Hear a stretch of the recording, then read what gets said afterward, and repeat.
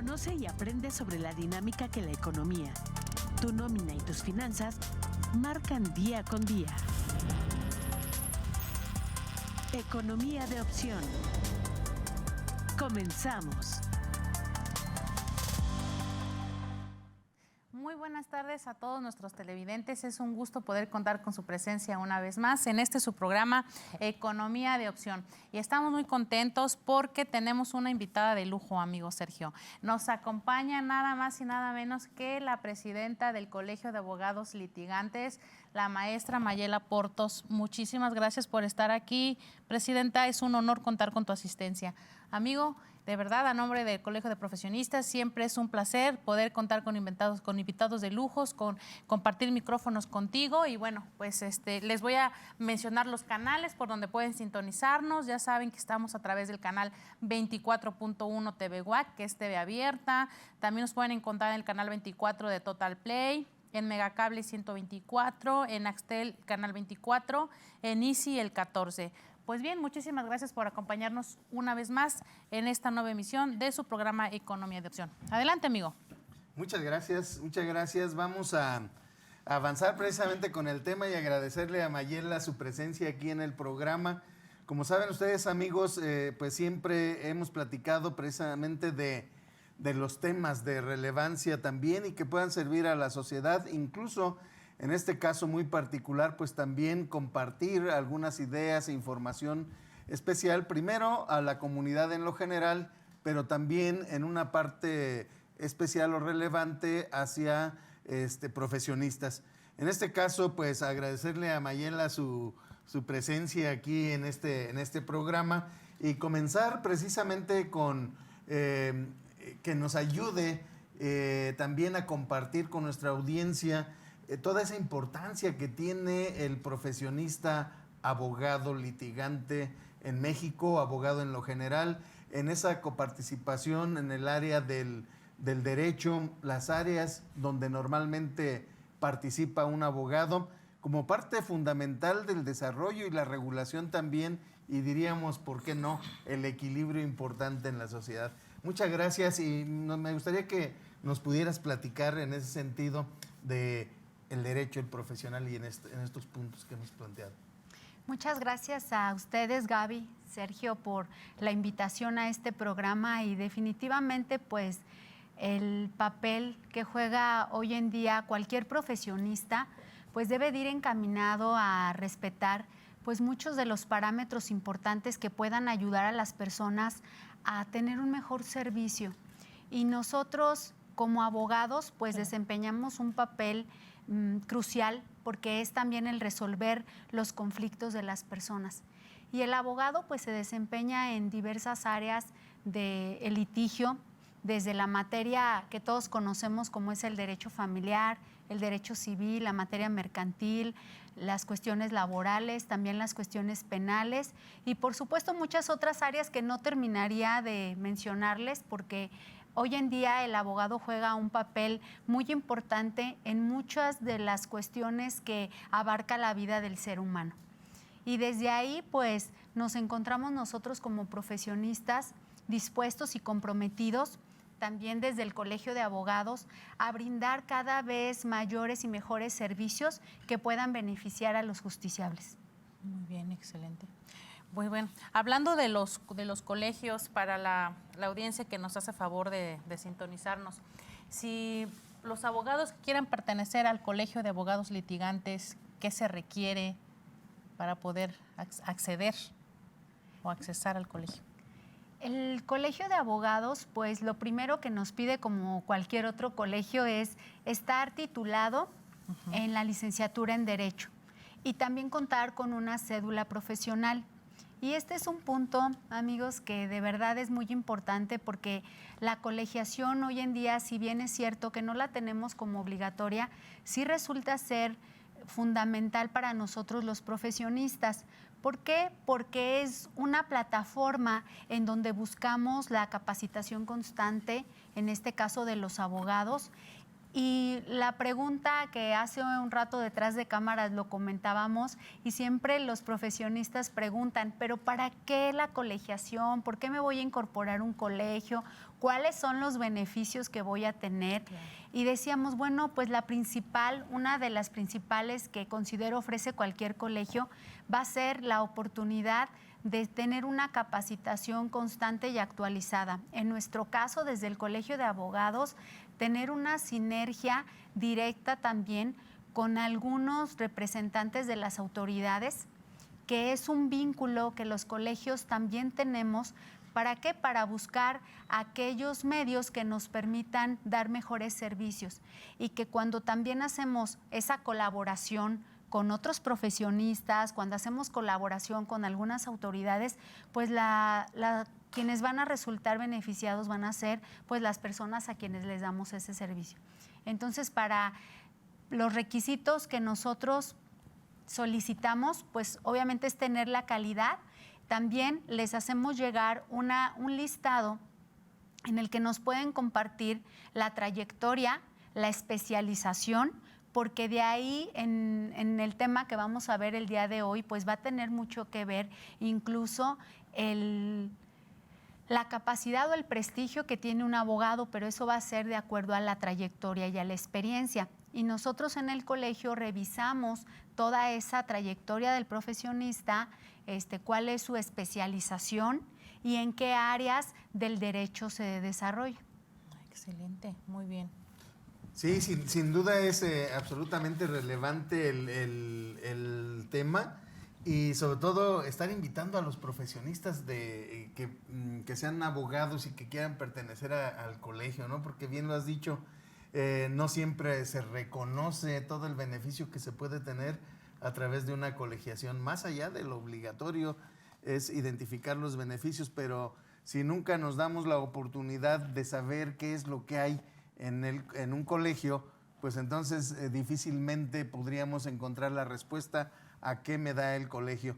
Sin duda es un desarrollo profesional, sobre todo porque tenemos el conocimiento también de que en el colegio pues se realizan cursos de capacitación, actualización, divulgación también, y por qué no el compartir experiencias con los colegas que a veces pueden ser de diversas áreas. Y eso es precisamente lo que enriquece el aspecto profesional, y como bien decías, pues nos lleva a la otra parte, ¿no? A las remuneraciones.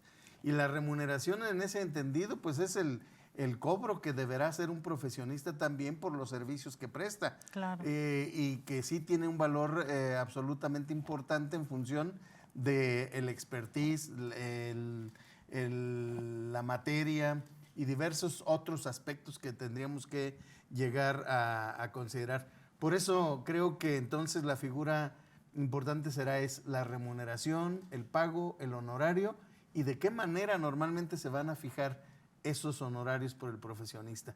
¿Nos puedes ayudar? Sí, ese es un tema que la verdad a mí me encanta platicarlo, porque es una duda que tiene la mayoría de las personas. ¿Cuánto cuesta? O sea, ¿cuánto cuesta que lleve tal abogado un asunto? Y me gusta mucho porque no tenemos como tal un costo o una cuota fijada para determinados servicios. Y aquí les voy a platicar que los honorarios del abogado pues generalmente se determinan en base a diversos factores.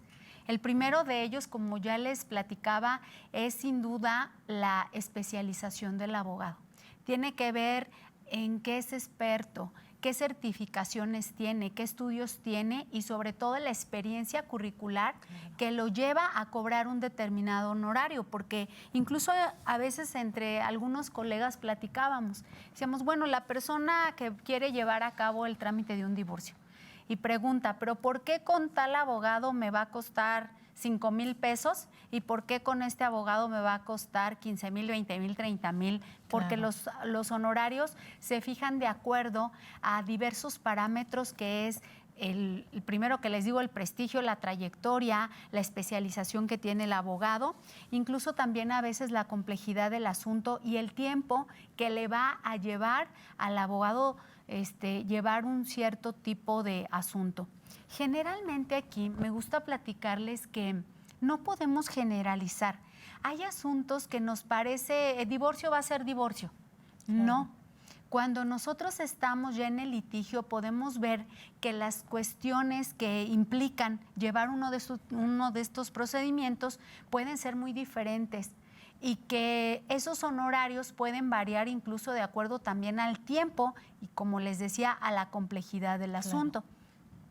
Entonces, vamos a encontrarnos con que las personas quisieran saber en una tasa determinada para los servicios y esto es a veces muy, muy difícil de determinar en los abogados. Si bien es cierto que nosotros tenemos una disposición legal que establece ciertos parámetros para algunos litigios y sobre todo me estoy refiriendo a todos aquellos que establece la ley del arancel, lo cierto es que no existe como tal una determinada cantidad para fijar los honorarios.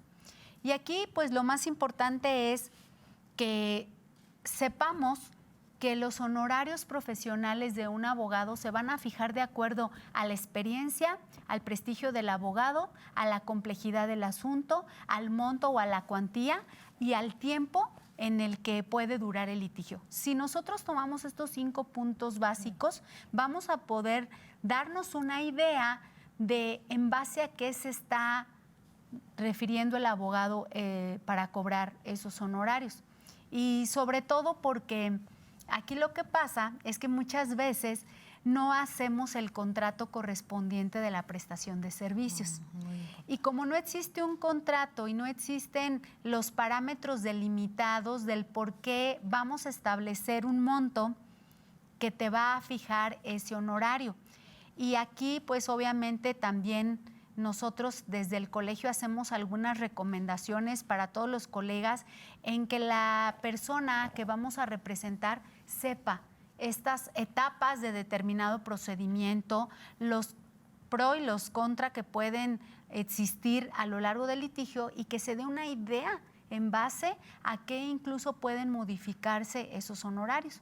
Claro. Hay algunos lugares o algunos abogados que también establecen por hora el cobro de honorarios. La verdad es que aquí en México y en nuestro estado, al menos no es muy común que un abogado establezca los honorarios por horas, porque no está determinado, aparte no está determinado, pero no ha sido la costumbre que hemos tenido para fijar ese honorario. Claro. Bueno, ¿y hay alguna ley o alguna disposición, algún arancel particular o algo? Tengo entendido que hay una ley del arancel, no sé, que nos quieras explicar, Presidenta, qué tiene que ver o cómo lo vinculamos con el tema de la remuneración de los abogados litigantes. Creo que es importante conocer. Sí, definitivamente tenemos una disposición legal que consiste en la ley del arancel en Querétaro. Es la ley que fija el arancel para el cobro de honorarios de abogados en el estado de Querétaro. Y en esta disposición legal se establecen determinados requisitos para el cobro de honorarios, porque incluso se regula hasta por el tipo de promociones o escritos, como le conocen las personas que se presentan en juzgados, y que estos requisitos incluso hayan sido admitidos, porque dice esta ley que si el abogado presenta un escrito, pero ese escrito fue desechado y no te lo admitieron, no lo puedes cobrar después. Y esta disposición legal incluso nos va a establecer unas tablas para poder cuantificar en determinadas materias este cobro de honorarios. Pero aquí sí me gustaría hacer referencia que generalmente esta disposición la vamos a tomar en cuenta cuando ya se terminó un litigio, se llegó a una sentencia y ahora vamos a ejecutar la sentencia, vamos a ir por el cobro de los gastos y costas judiciales y es como generalmente se puede utilizar esta ley.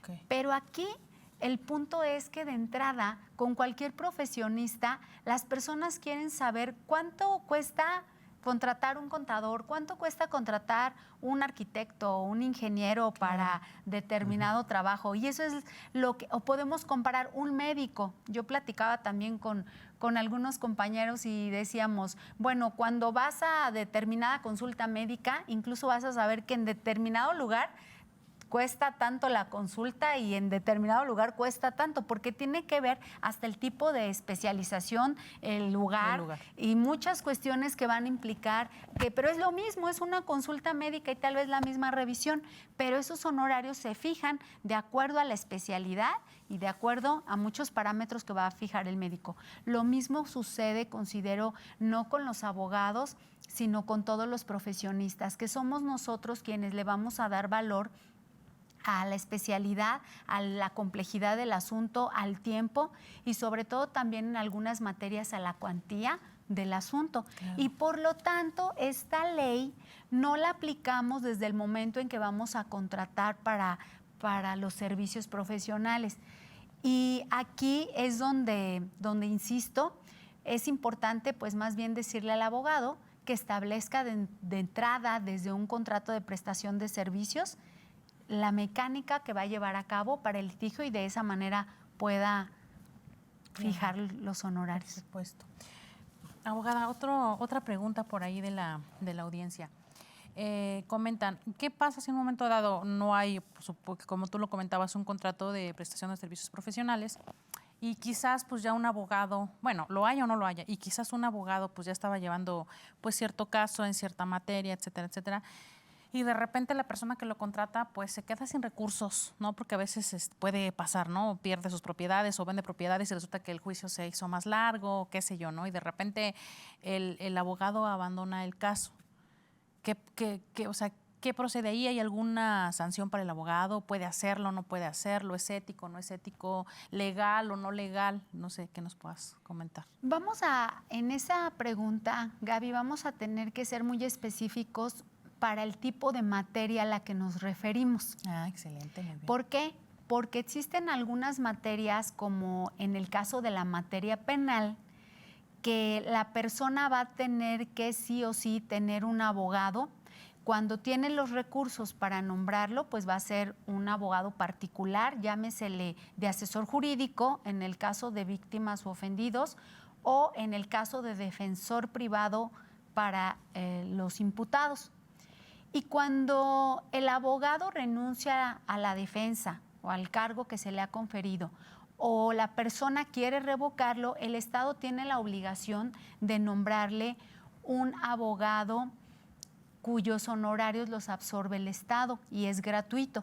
Llámesele defensor público o llámesele también asesor público. Y ahí vamos a tener que no se afecta a la persona, porque este tipo de derecho implica que necesariamente tiene que tener un representante. Pero ojo, existe también una responsabilidad incluso penal, puede ser civil cuando se llevó a cabo el contrato, aunque no tengamos el contrato por escrito, después también podríamos hacerlo valer en la vía civil, pero existe también una penalización en el caso del Código Penal con delitos específicos cometidos por abogados, defensores y litigantes. Y aquí nos vamos a encontrar que cuando un abogado abandona el asunto sin causa justificada y causa con ello un perjuicio, encuadra dentro de una de las conductas que establece el Código Penal. Entonces los abogados también podríamos incurrir en una responsabilidad penal de acuerdo al tipo de actividad que se realizó, se dejó de realizar.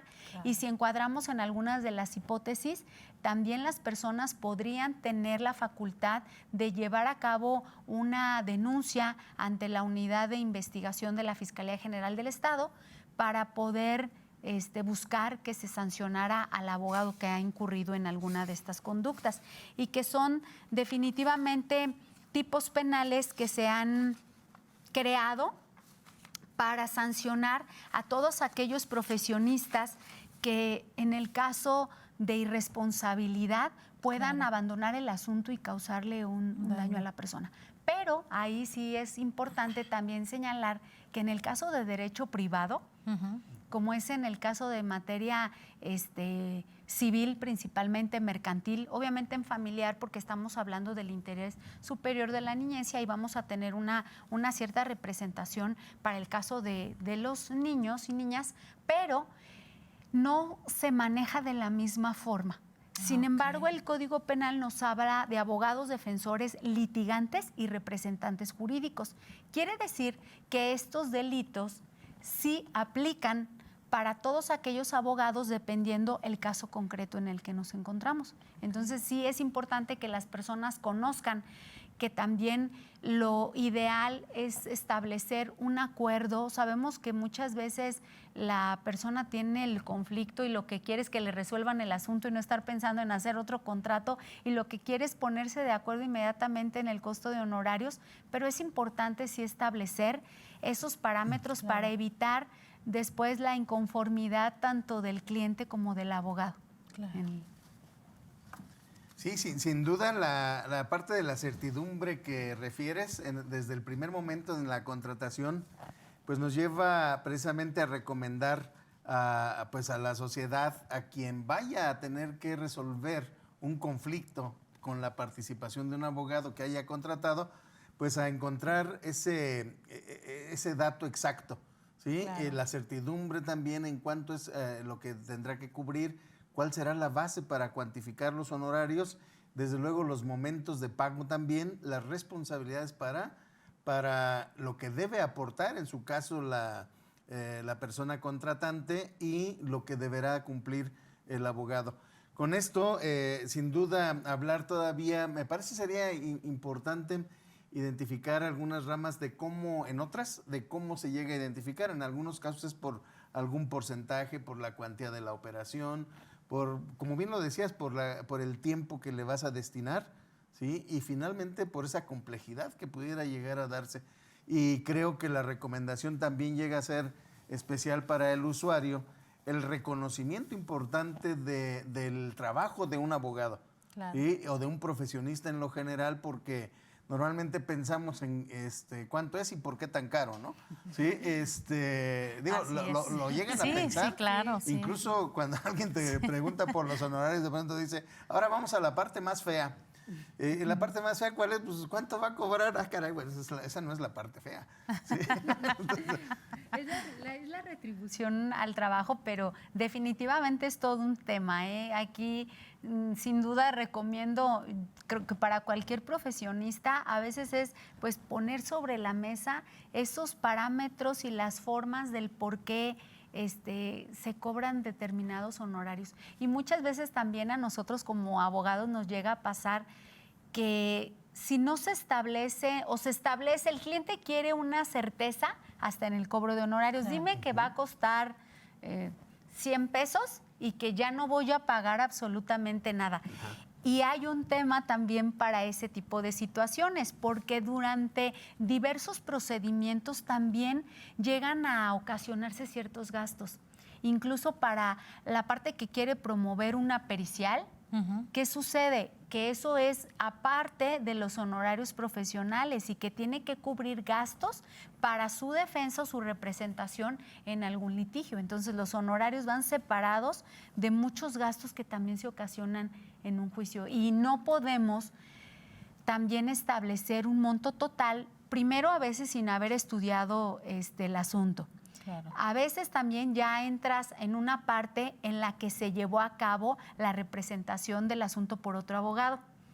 Y se tienen que llevar a cabo otro tipo de acciones diversas a cuando tú llevaste la defensa desde un inicio, porque llevas una mecánica, un procedimiento. Pero la realidad es que muchos asuntos que tomamos ya los trabajaron también otros compañeros con estrategias diversas. Y si uno quiere cambiar la estrategia, entonces nos vamos a tener que ir también a la parte de los gastos que va a implicar para la persona ciertas pruebas. Claro.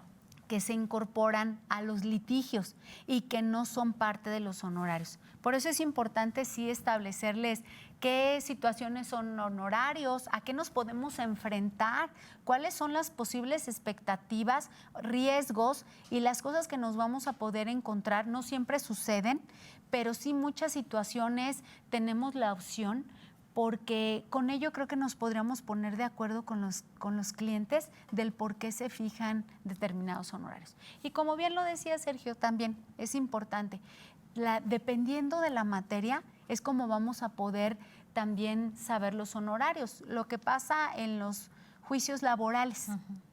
Cuando se representa, una cosa es representar al patrón, otra cosa es representar al trabajador, y ahí también se establecen ciertos porcentajes de acuerdo incluso a lo que se va a establecer como liquidación.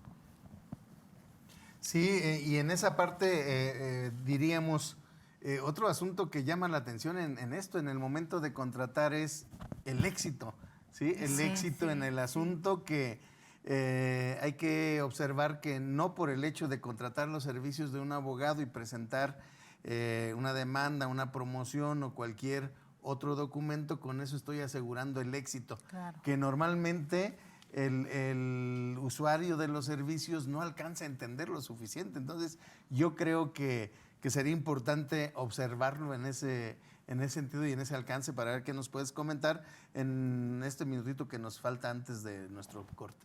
Me encanta ese tema, Sergio, porque es un punto muy importante.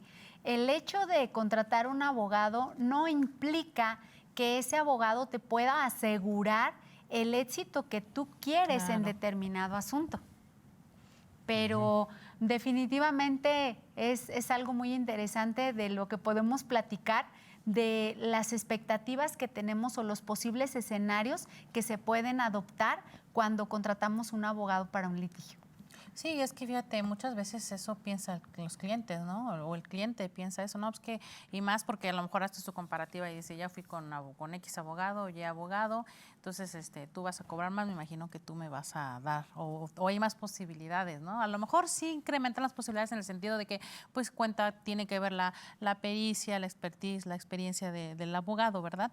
Pero, pues, de alguna manera, como tú lo decías, pues, no significa que tú tengas o tú no eres el juez. Claro, el abogado no es el juez, no es el que va a decidir.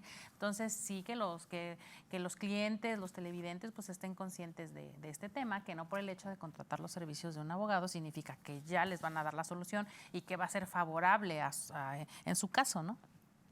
Generalmente queremos la certeza y que el abogado, cuando lo contratamos, estamos pensando que es para ganar, pero definitivamente tendríamos que analizar y por eso dar las posibles opciones. Me atrevo a hablar de la materia en la que yo me desenvuelvo, que es la materia penal, y no es necesariamente para obtener una sentencia absolutoria de una persona que se le imputa la comisión de un delito. No necesariamente es eso. Contratas el abogado para vigilar, para hacer una defensa técnica adecuada y buscar los posibles escenarios. Claro que todos quisiéramos escuchar que si estoy contratando a determinado abogado es porque él va a ganar el asunto. Pero tenemos que ser muy conscientes de la materia, del tipo de asunto y el caso específico para poder llegar a esa conclusión. Y siempre decir que te llegue el asunto y que puedas garantizarle a una persona que lo vas a ganar, que es muy improbable dar ese diagnóstico. Sí, sin duda, en esta parte, ¿cómo adivinar qué va a pasar en este aspecto, ¿no? Porque si bien puedes tener toda la experiencia, puedes tener elementos suficientes, pero incluso los elementos, analizarlos para ver la probabilidad del éxito. Y como alguien diría, bueno, ¿y qué probabilidades tenemos, no? Claro. Pues, si te atreves a decir un porcentaje estaría un tanto complicado, porque alguien podría decir, pues el 95% que suena muy bien, ¿no? Sí. Y cuando no se da el éxito, pues cayó en el otro 5. Claro. Sí, entonces a final de cuentas, perdón, tenemos que observar que del otro lado también hay personas, ¿sí?, que han estudiado, que son expertos en diversas materias y que en muchos de los casos existe incluso un tercero que es el juzgador en un momento dado. Y toda esa parte, el usuario de los servicios del abogado tendría que observarlo, saber y ser consciente precisamente de que no por el hecho de contratar, pues ya estamos del otro lado. Claro. Eso sería absolutamente maravilloso. Después del corte, yo creo que podemos platicar también en cuanto a la responsabilidad de algunos terceros para opinar respecto de algo que ya se está llevando. Y pues los esperamos en la siguiente parte. Por lo pronto vamos a hacer un corte y continuaremos con estos temas absolutamente relevantes, como ustedes ya lo han visto. También la ética en el profesional del derecho va a ser un aspecto fundamental del que seguramente estaremos platicando enseguida. Vamos al corte, muchas gracias. En un momento regresamos.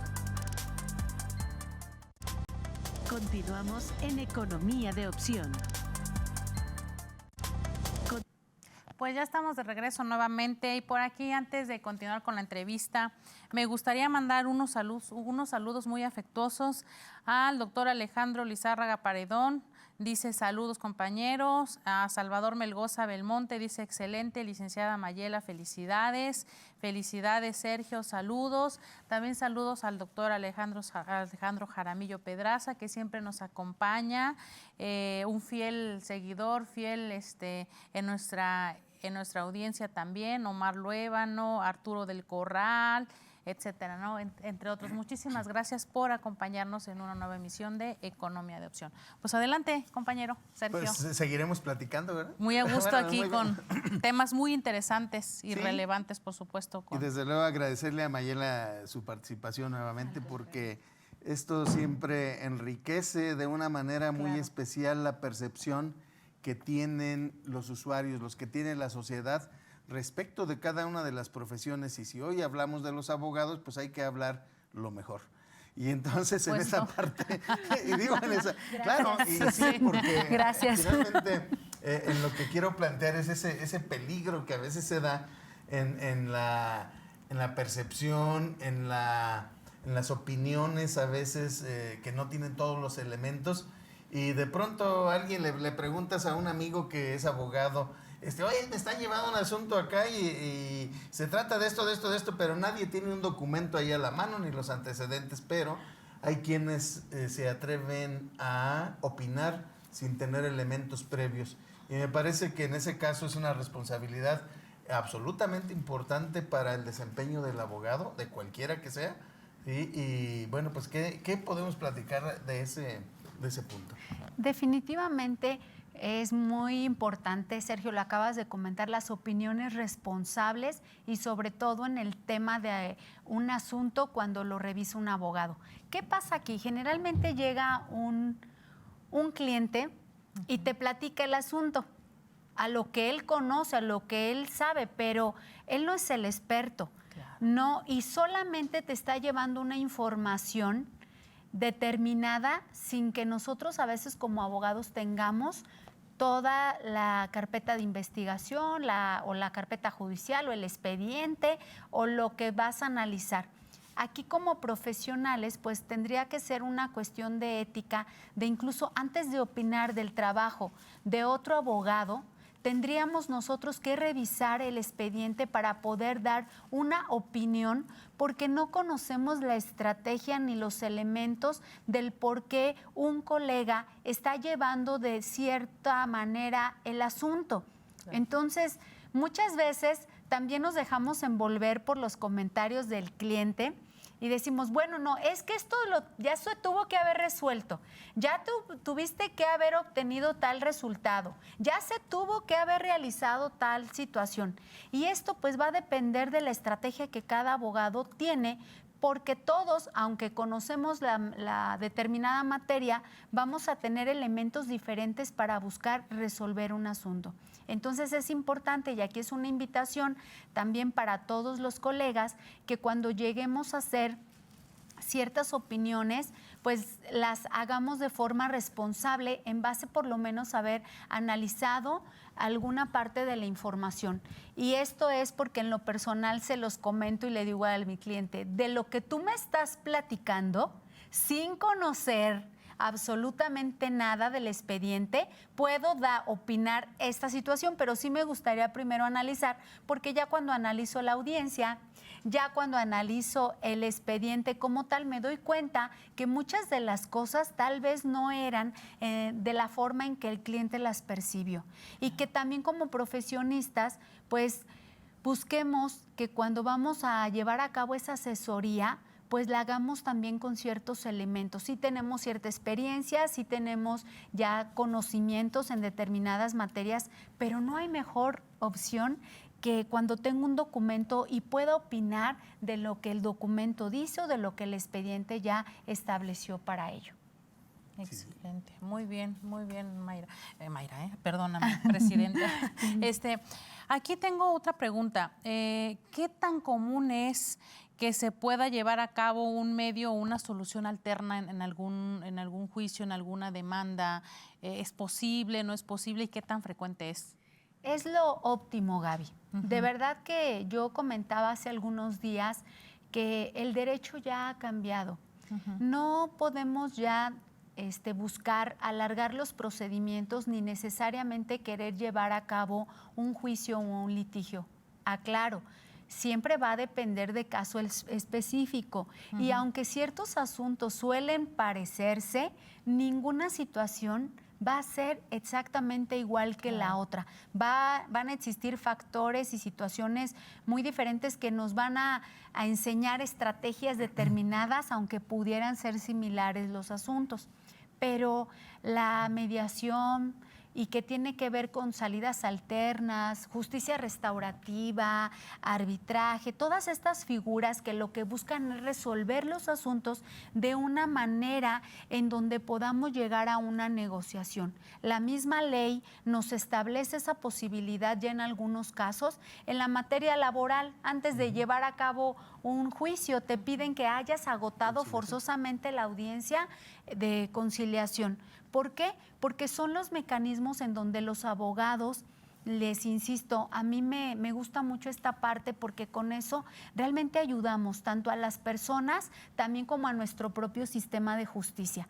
El hecho de nosotros como profesionistas orientar de manera adecuada a nuestros clientes, decirles los beneficios que va a traer consigo el poder negociar una situación, de verdad que son los óptimos porque dejamos de llevar en algunos asuntos, aclaro, juicios muy extensos y aparte a veces también muy costosos. Cuando ya las dos partes, nosotros como abogados podemos concientizarlos porque nos corresponde a nosotros. Me he encontrado con algunos colegas y con todo respeto lo digo, pues dicen, mi cliente no quiere negociar.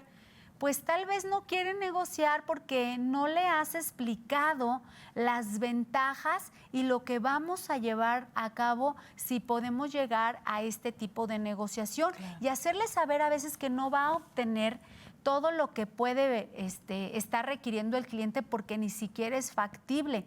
Pero corresponde a los especialistas, en este caso en derecho, hacerles saber que el poder negociar una situación nos va a un poco quitar la carga de trabajo a nuestro sistema y sobre todo de verdad hay materias que necesitan de esta negociación previa. Obviamente hay situaciones en las que ciertos asuntos no van a ser negociables y es necesario un cierto litigio y hasta las salidas alternas es una figura que incluso maneja la materia penal, porque hasta en el caso de cuando la persona ha cometido un delito, puede acogerse a lo que es un procedimiento abreviado, de renunciar al juicio, aceptar la responsabilidad y a cambio de esto obtener una sentencia mucho menor que la que se hubiese impuesto de haberse llegado a todo el litigio. O sea, sigue siendo una forma benéfica para la persona que se acoge a estos beneficios, pero nos corresponde a los abogados promover y ser los principales mediadores en la mayoría de los asuntos. Nuestros clientes no tienen el conocimiento, no saben las ventajas, pero siempre considero van a ser mayores ventajas el que una buena negociación va a ayudar a las dos partes, ayuda a los abogados, ayuda a las personas y sobre todo desahoga el sistema de justicia. Claro, Maye, pues muchas gracias. Ahí yo creo que también tiene que ver mucho la ética, ¿no? Porque a lo mejor va a haber abogados, digo, no todos, o algunos profesionales que pudieran decir de alguna manera, ¿sabes qué? Pues a mí me conviene que el juicio sea más largo porque a lo mejor pues el costo va a ser mayor, mis honorarios pues voy a poder cobrar más, no sé. Yo creo que también ahí va de mano con la ética, ¿no? Y ahí la importancia de las personas de que formen parte de un colegio, ¿verdad? ¿Por qué? Porque para que tengan conocimiento de estos principios, de estos códigos, ¿no? Que bueno, que más allá de pertenecer al colegio, pues la ética, pues desde que están en formación, pues tienen un código de ética, ¿no? Materias que les ayuden en este tema. Pero finalmente yo creo que también el formar parte de un grupo o de un gremio, pues también eso ayuda, los impulsa, hacen sinergia con otros compañeros abogados, y yo creo que sí influye también, ¿no? O no crees que tenga que ver la ética aquí en este tema, por lo que decías, que a veces los abogados pues no le dan o no promueven este tema de solución alterna. Sí, por supuesto. La ética profesional, considero, no solo para los profesionales del derecho, sino para cualquier profesionista, siempre va a ser una base importante para todas aquellas actividades que llevemos a cabo en el ejercicio de la profesión. Claro. Y Sergio lo comentaba también hace un momento, el hecho de estar en un grupo y que nosotros mismos seamos quienes promovemos y decir, bueno, pertenecemos a este grupo porque cuando yo vea una demanda y vea que el abogado es determinada persona, me voy a sentir hasta en la confianza de decirle, oye, si promovemos esta situación, si podemos ayudar a las personas, pero esto es cuando realmente como abogado estamos dispuestos a resolver los conflictos. Para eso nos buscan. Las personas quieren resolver la situación que tengan independientemente del área en la cual estén inmersos en un conflicto. Claro. Y somos los abogados quienes, a través de compartir experiencias, Sergio lo decía hace un rato, de repente, bueno, ¿qué nos ha pasado como profesionistas en el ejercicio de la profesión? ¿Qué situaciones nos hemos enfrentado cuando llevamos a cabo un litigio? El compartir, el saber que tenemos los mismos fines y los mismos ideales, considero es una parte importante de la colegiación para poder resolver, porque se hace un grupo de conocidos, de amigos, en donde tratamos de ayudarnos. Y una forma de ayudarnos entre sí es para beneficiar a las personas que contratan nuestros servicios. Por lo tanto, definitivamente la ética profesional y aquellos valores y aquellas cuestiones que busquemos desde nuestra profesión, pues van a ayudar o a afectar también a las personas. Y creo que todos los profesionistas pues estamos dispuestos a dar el mejor servicio, buscar desde nuestro ámbito de competencia y de trabajo, dar nuestro mejor esfuerzo, independientemente de la profesión a que nos dediquemos, pero por supuesto, pues ayudar a todas aquellas personas que nos han contratado. Claro. Sí, sin duda, como ven, es un aspecto relevante. Claro. Y vamos aquí con que los usuarios de los servicios, nuevamente, pues en esa reiteración, pues lo que buscan es la confianza en un profesionista. Y esa confianza me parece que se gana a partir del desempeño, el desarrollo de la persona y la forma, la percepción que tienen los demás. Los que han utilizado sus servicios, los han pagado también de una manera amable. Y finalmente también encontrar el equilibrio en todo esto. El asunto de la mediación que ya se comentaba, pues es resolverlo lo más pronto posible. También el engaño que pudiera tener alguien sabiendo que debe cumplir con una obligación y no por el hecho de contratar a un abogado o los servicios, por ello ha de eliminarse la obligación. Claro. En muchos de los casos tendrá que ver con encontrar el mejor resultado para cumplir con todo este equilibrio.